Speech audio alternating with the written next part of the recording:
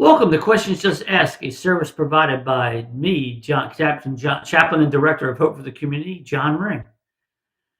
You say, why do we do this? Because I think there's a lot of times people have questions and they just don't want to ask them, but they need to be answered anyways.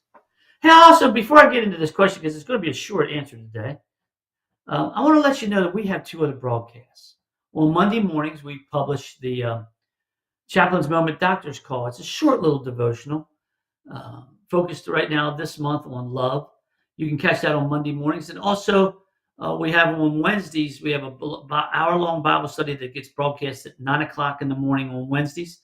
We're looking at the tabernacle right now, but we're going to be shortly ending that and looking at character studies. We're going to look at Moses, Joseph, and David to start with.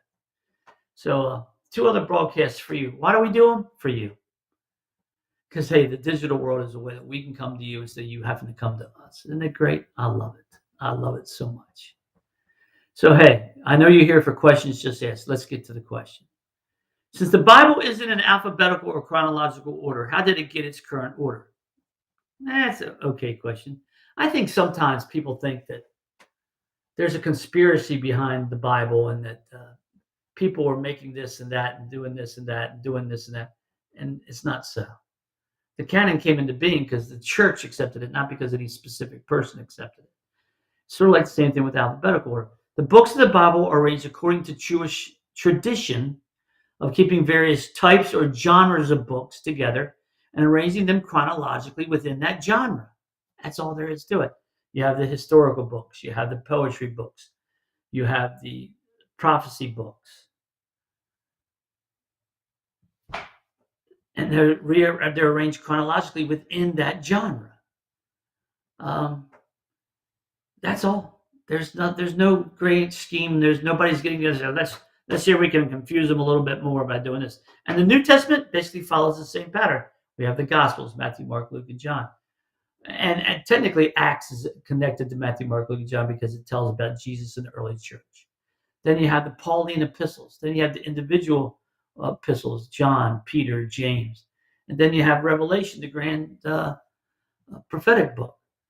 And they're arranged according to the order within the genre of books. Now, personally, listen, I like a chronological Bible better.